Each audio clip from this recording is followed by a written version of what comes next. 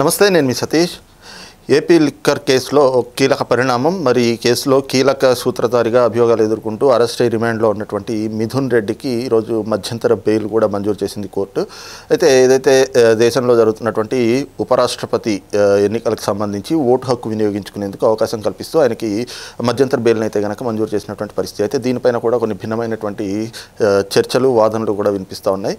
మరి మిథున్ రెడ్డి మధ్యంతర బెయిల్ అనేటువంటిది ఈ కేసులో ఏ రకమైనటువంటి పరిణామంగా చూడాలి అనేటువంటి అంశం మనతో చర్చించేందుకు సీనియర్ జర్నలిస్ట్ డివిఎస్ గారు ఉన్నారు. సార్ నమస్తే. నమస్తే సార్, లిక్కర్ కేసులో చూస్తే ఇప్పటి వరకు మరి ముందస్తు బెయిల్ కావాలనో, మధ్యంతర బెయిల్ కావాలనో, మెడికల్ గ్రౌండ్స్ పైన బెయిల్ కావాలనో వెళ్ళిన వాళ్ళందరికీ కూడా తిరస్కరణే చూస్తూ ఉన్నాం. బెయిల్ పిటిషన్లు కొట్టేస్తూ ఉంది కోర్టు. కానీ మిథున్ రెడ్డికి వచ్చినటువంటి ఈ మధ్యంతర బెయిల్, దీన్ని ఎలా చూడాలి? అలాగే 11వ తారీఖున ఆయన సరెండర్ కావాలి అని చెప్పి కండిషన్స్ కూడా పెట్టారు. అయితే దానిపైన కూడా కొన్ని వాదనలు వినిపిస్తూ ఉన్నాయి. మిథున్ రెడ్డి సరెండర్ అవుతాడా, ఎస్కేప్ అవుతాడా అని ఏం చెప్తారు? అంటే సరెండర్ అవ్వకపోతే మరి జైల్లో మర్యాదలు ఎలా? ఇప్పుడు బయట కూడా అంత మర్యాదలు జరగవేమో. ఇప్పుడు జైల్లో ఆయనకి సకల మర్యాదలు చేస్తున్నారు. అక్కడ సూపరింటెండెంట్ దగ్గర నుంచి మొత్తం అధికారులంతా కూడా రాజమండ్రి జైలు సాగిలబడినట్టుంది కదా. మరి ఆ మర్యాదల కోసం అన్నా వెళ్ళాలి కదా. అంటే ఒకటి, అతనికి ఏంటి, ఏసీబీ కోర్టు ఇచ్చిన బెయిల్ వాళ్ళు వాదనలు చేశారు. సిట్ ఏమంది, పోస్టల్ బ్యాలెట్ కూడా ఉపయోగించుకోవచ్చు, ఎంపీ అయినంత మాత్రాన వెళ్ళాల్సిన అవసరం లేదు అన్నది. కానీ మరేదో అక్కడ ఒక మానవీయ కోణంలోనో ఏదో వెళ్ళటానికి అవకాశం కల్పిస్తూ బెయిల్ ఇచ్చారు. ఇప్పుడు 11వ తారీఖు మళ్ళీ సరెండర్ అవ్వమన్నారు. ఇక్కడ యాక్చువల్గా ఏంటంటే అతను మిథున్ రెడ్డికి జైల్లో కల్పిస్తున్నటువంటి వసతులు, సౌకర్యాలు, వాటిపైన ఇవాళ మీడియా బాగా రచ్చ అవుతుంది. జైలు సూపరింటెండెంట్ రాహుల్ దగ్గర నుంచి అక్కడ మొత్తం అందరిపైన ఇవాళ కాంట్రవర్సీ అవుతుంది. కోర్టు ఏ విధమైనటువంటి ఫెసిలిటీస్ కల్పించమంది, మీరు ఏ విధమైనటువంటి ఫెసిలిటీస్ కల్పిస్తున్నారు? ఇప్పటికీ మిథున్ రెడ్డి అరెస్ట్ అయి 48 రోజులు. 48 రోజుల్లో సెలవులు, ఆదివారాలు, పండగ సెలవులు తీసేస్తే మరి 36 రోజులు. 36 రోజుల్లో 27 ములాఖతులు ఎలా ఇచ్చారు? వాళ్ళ నాన్నకు ఒక 4-5 సార్లు ఇచ్చారు ములాఖత్. ఏది? పెద్దిరెడ్డి రామచంద్రారెడ్డి. భార్యకి ఇచ్చారు ఒక 4-5 ములాఖత్తులు. కొడుక్కి ఇచ్చారు ఒక 2-3 ములాఖత్తులు. లేదు వాళ్ళ చెల్లెలు, వాళ్ళ సిస్టర్కి ఇచ్చారు. అసలు ఫ్రెండ్స్ ఒక 40 మంది కలిశారు.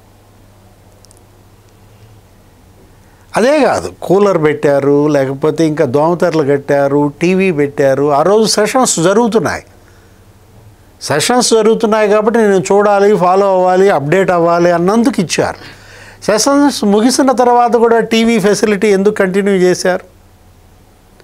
యాక్చువల్గా జైల్ మాన్యువల్లో అటెండెంట్ని అడిగారు. నాకు ఒక అటెండెంట్ కావాలంటే ఇవ్వడానికి వీలు లేదని చెప్పారు. ఇవ్వడానికి వీలు లేదని చెప్పి తోటి ఖైదీలని అటెండెంట్గా ఎలా మారుస్తారు? ఇప్పుడు అతని పక్క సరి చేయటం, దుప్పట్లు మార్చడం, దిండ్లు మార్చడం, అతని టేబుల్, కుర్చీ తొడవటం, ఈ పనులన్నిటికీ ఇతర ఖైదీలను ఎలా వాడుతున్నారు? అంటే ములాఖత్తులు సూపరింటెండెంట్ ఛాంబర్లో జరుపుతారా? సూపరింటెండెంట్ ఛాంబర్లో ములాఖత్తులు జరపటం ఏంటి? వారానికి 6 రోజులు అసలు అతను సూపరింటెండెంట్ ఛాంబర్లోనే ఉంటున్నాడని. అవునా? ఇతను మిథున్ రెడ్డిని జైల్లో పెట్టారా, లేకపోతే అత్తారిల్లా? రాజమండ్రి జైలు ఇవాళ మిథున్ రెడ్డి పాలిట ఒక చక్కటి అత్తారిల్లాగా మారింది. అల్లుడికి కూడా అలాంటి మర్యాదలు జరగవని ఇవాళ రచ్చ అవుతుంది. ఇప్పుడు ఇదే జైల్లో గతంలో చంద్రబాబును పెట్టారు. ఆయన ముఖ్యమంత్రిగా పనిచేసిన ఆయనకి ఈ మర్యాదలు చేశారా? ఆయన భార్య భువనేశ్వరి మేడం, ఆమెకి ఇన్ని ములాఖతులు ఇచ్చారా?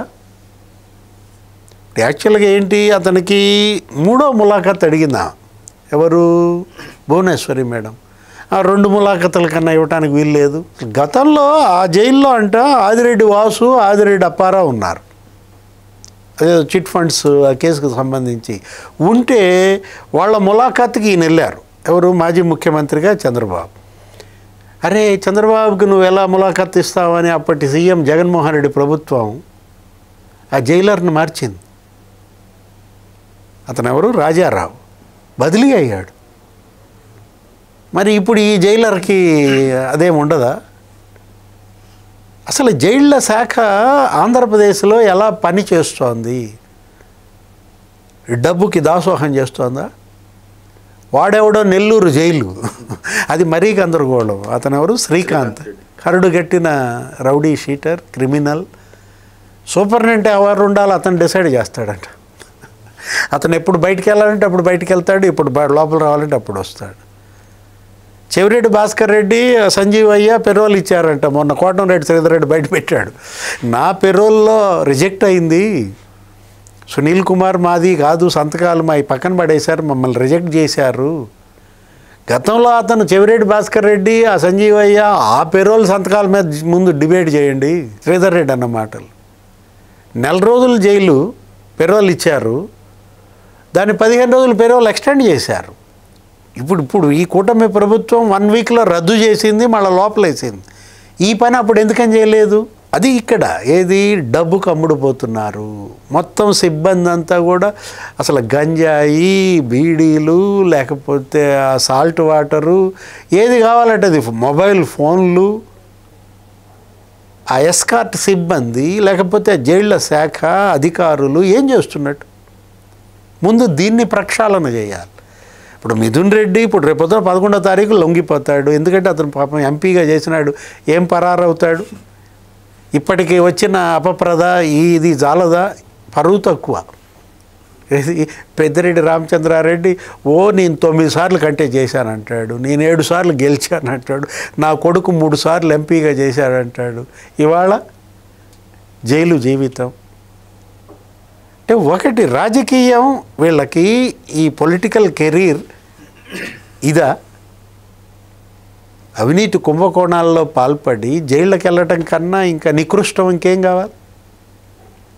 ఆ తండ్రికి ఇంతకన్నా నరకం ఏంటి? దీనికోసమా పెద్దిరెడ్డి రామచంద్రారెడ్డి ఈ 50 ఏళ్ల రాజకీయం? ఏ ముఖం పెట్టుకుని రేపొద్దున వీళ్ళు కంటెస్ట్ చేస్తారు, ఓట్లు అడుగుతారు? రాజంపేట పరువు తీశాడు పార్లమెంట్ సభ్యుడిగా. చిత్తూరు జిల్లాకి వీళ్ళు అసలు ఈ కుటుంబమే ఒక కళంకంగా మారిన పరిస్థితుల్లో అక్కడ ప్రజలు ఆలోచించుకోవాలి, అక్కడ ఓటర్లు దీనిపైన ఆలోచించుకోవాలి. ఇలాంటి ప్రతినిధులా మాకు అనేది వాళ్ళల్లో పశ్చాత్తాపం, పరివర్తన రావాలి. Thank you.